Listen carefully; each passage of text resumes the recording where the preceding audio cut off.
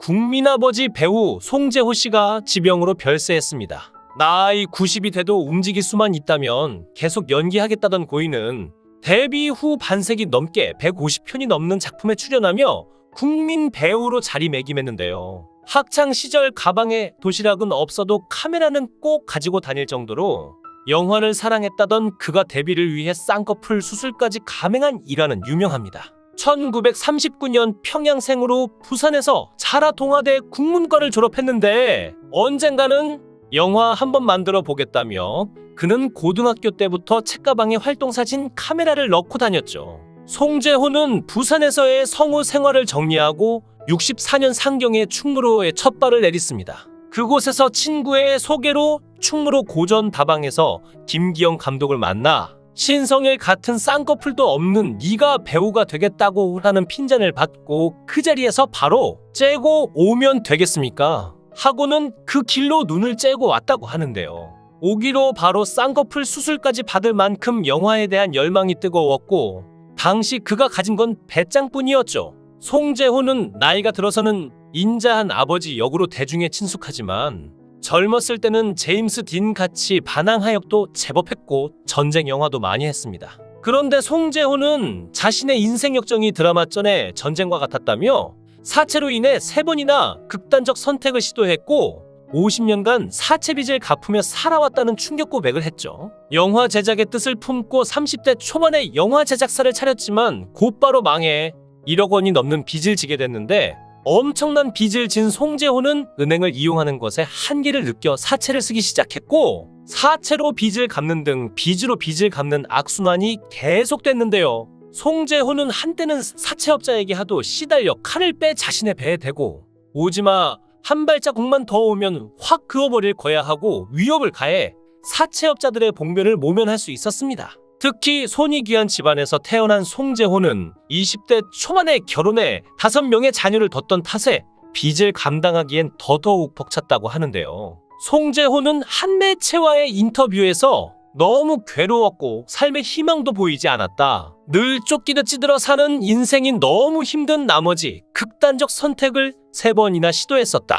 약도 먹어봤지만 실패했다고 밝혔죠. 그러나 송재호는 신앙생활을 시작하면서 인생관이 바뀌고 희망을 찾기 시작했다고 합니다. 양주 2병을 한 입에 물고 나발을 불 정도였고 담배도 하루 5갑을 피웠던 송재호는 1980년 고정 출연하던 한 라디오 프로그램을 통해 만난 패널의 손에 이끌려 교회에 나가게 됐고 차츰 안정을 찾아갔죠. 그러나 경제적인 문제는 여전히 해결되지는 않아 고통은 계속됐는데 특히 2000년 영화사를 차렸다가 9.11 테러로 인해 뉴욕 로켓 영화가 무산되고 막내 아들을 교통사고로 잃는 등 또 다시 고난이 찾아옵니다.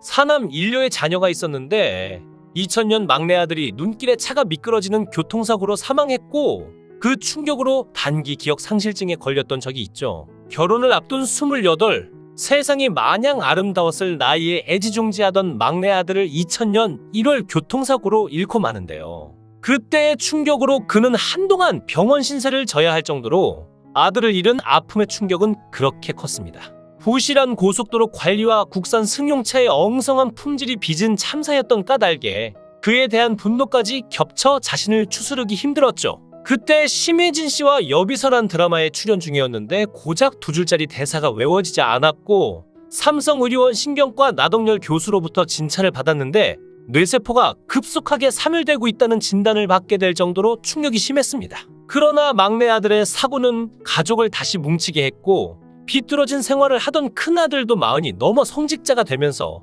다시 용기를 얻었죠. 결국 송재호는 2005년께 이자까지 모두 갚았는데 한 50년 일의 빚만 갚았다.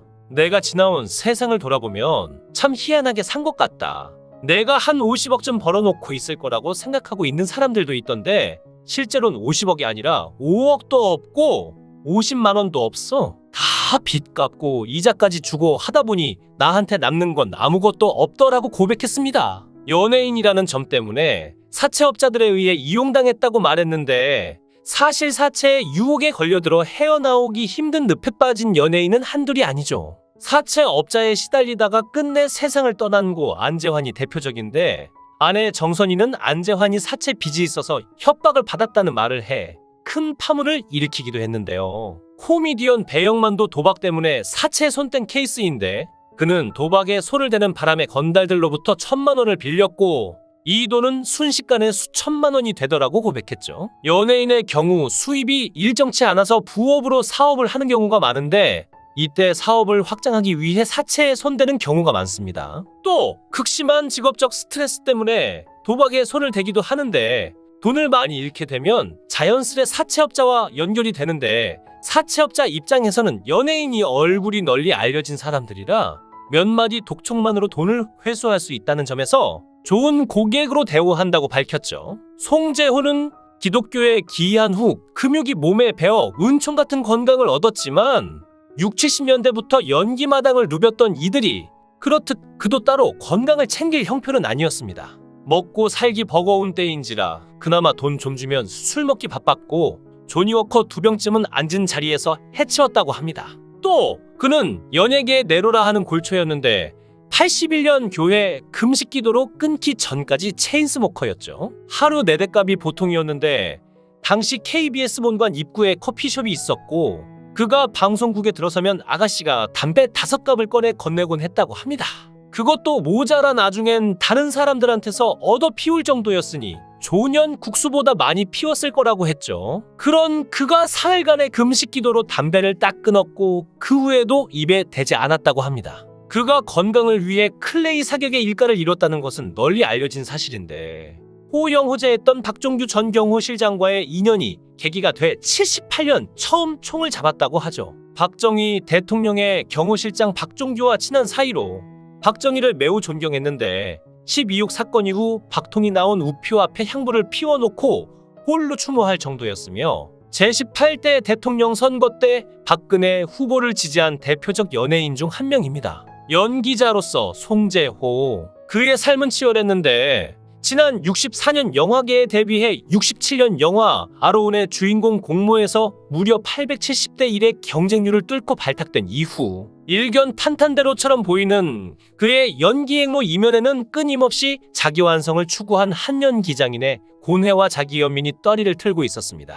사투리 연기에 능하여 현지인도 고향 사람으로 착각할 만큼 자연스러운 사투리를 구사하였고 평소엔 완벽한 표준어를 구사하고 또 부산에서 살았던지라 부산 사투리를 어색하지 않게 잘 구사했죠. 영화 살인의 추억에서 맡았던 경찰 반장 역은 원래 표준어를 구사하는 캐릭터였으나 좀 더 인상적인 이미지를 위해 송재호가 봉준호에게 제2의 부산 사투리로 바꿨다고 합니다.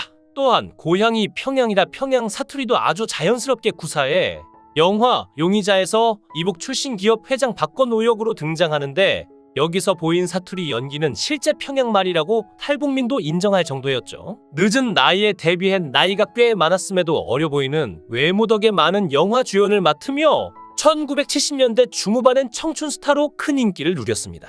사격은 연기에 힘을 보탠 원동기 같은 에너지원이었는데요. 세계 사격 연맹 회장이었던 박종규 경호실장이 세계 사격 선수권 대회를 서울에 유치했는데 가깝게 지내던 터라 뭔가 도와야겠다고 생각해서 송재호는 자신의 8mm 카메라로 7시간 30분짜리 대형 개인 기록 영상물을 만들어 전달했다고 합니다.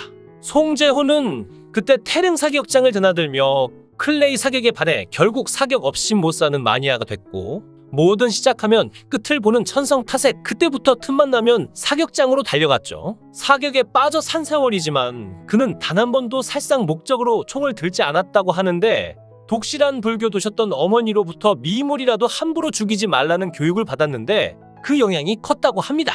그뿐이 아니라 수렵철이면 짬을 내 밀렵 단속에 나섰고 밀렵이야말로 생태환경을 위협하는 만행이라고 말했죠. 밀렵 단속은 말이 단속이지 정말 위험하다고 하는데요. 한 번은 밀렵꾼을 덮쳤는데 몸싸움을 하는 과정에서 밀렵꾼이 방아쇠를 당겨 일행이 죽을 뻔하기도 했고 덜어는 쫓기면서 총을 난사하기도 하는데 그걸 맞고 죽는 사람도 있다고 합니다.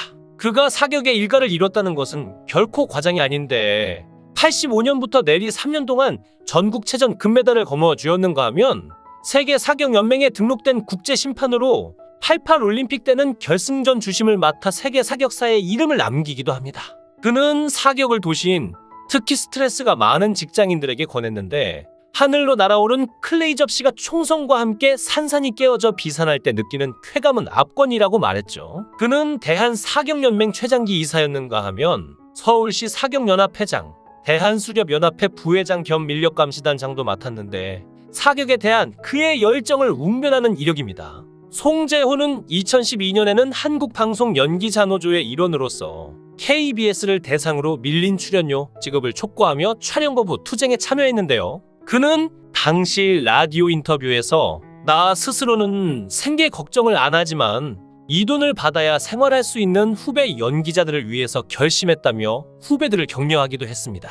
배우로든 탤런트로든 연기 마당에서 그는 기둥 같은 존재였고 기둥도 각을 잡아 군살 족족 반란에 허여멀 건 사각기둥이 아니라 아름드리 나무를 다듬어 세운 통나무 기둥이었죠. 그의 연기는 울긋불긋 단청으로 치장한 석가래나 들보와 달리 얼른 눈에 들지는 않지만 기둥을 빼고 집을 말할 수 없듯 그를 빼고 연기를 말하는 것은 왠지 궁색하게 느껴질 정도였습니다. 그렇게 깊은 연기를 선보이던 그는 2010년 11월 세상을 떠나게 되었는데 숙헌으로 1년간 앓다가 향년 83세에 세상을 떠나며 많은 이들의 가슴을 아프게 했습니다. 언제나 옆에서 친근한 모습으로 있을 것 같던 국민아버지의 별세 소식에 많은 이들이 슬퍼했는데요. 하늘에서는 그가 원하는 바를 다 이루며 행복하시길 바랍니다.